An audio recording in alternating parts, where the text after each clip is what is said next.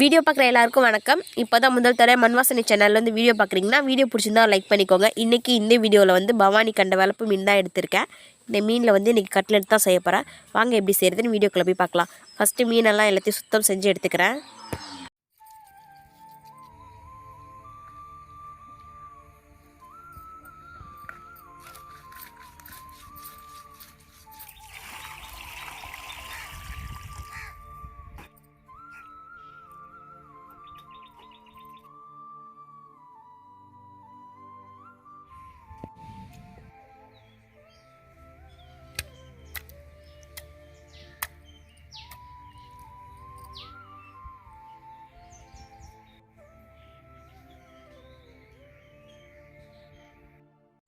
மீன் எல்லாத்தையும் சுத்தம் செஞ்சு எடுத்துக்கிட்டேன். இப்போ தேவையான மீனை மட்டும் எடுத்துக்கிறேன். தேவையான மீன் எடுத்து மஞ்சத்தூள் தூவி பிசைஞ்சு எடுத்துக்கிறேன். மஞ்சத்தூள் நல்லா பிசைஞ்சு வச்சுருக்கேன். இப்போது வந்து மண்பானை எடுத்து தண்ணி ஊற்றி வேக வச்சுக்கலாம்.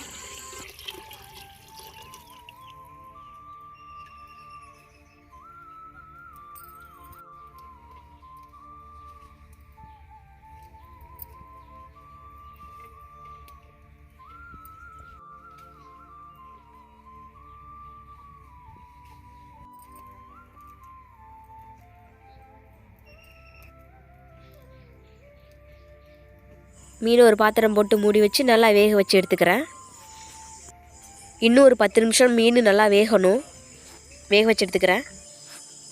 இப்போ இந்த பதத்துக்கு வெந்தால் போதும். மீனில் உள்ள முள்ளெல்லாம் எடுத்து வீசிட்டு அந்த சதையை மட்டும் எடுத்துடலாம்.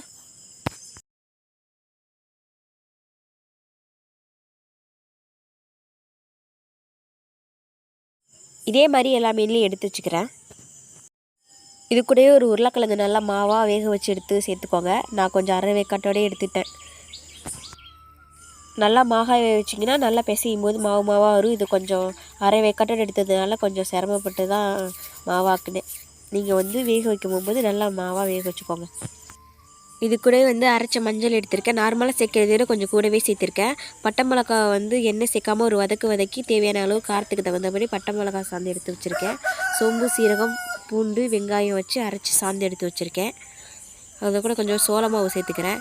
கொஞ்சோண்டு கரம் மசாலா எடுத்திருக்கேன், அதையும் சேர்த்துக்கிற தேவையான அளவு. புதினா கொத்தமல்லி இருக்குது, அதையும் நான் சேர்த்து நல்லா பிசைஞ்சு எடுத்துக்கிறேன்.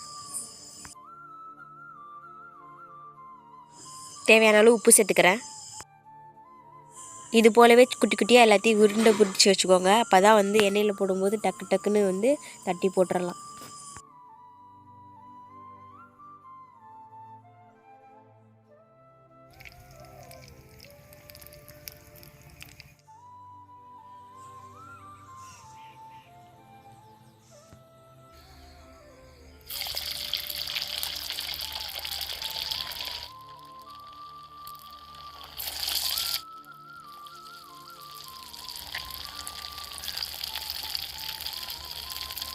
இதேமாரி எல்லாத்தையும் வந்து நான் செஞ்சு எடுத்துக்கிட்டேன். சாப்பிடும்போது ரொம்பவே சூப்பராக இருந்தது.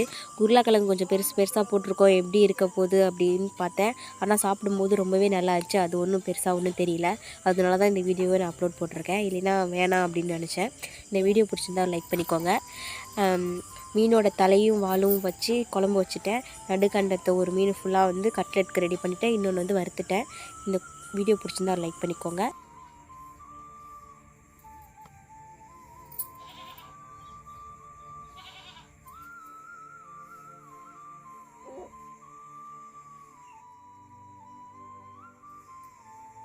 நீங்கள் இது போல் செஞ்சு சாப்பிட்டு பார்த்துட்டு கமெண்ட் பண்ணுங்கள். வீடியோ பார்த்த அனைவருக்கும் நன்றி.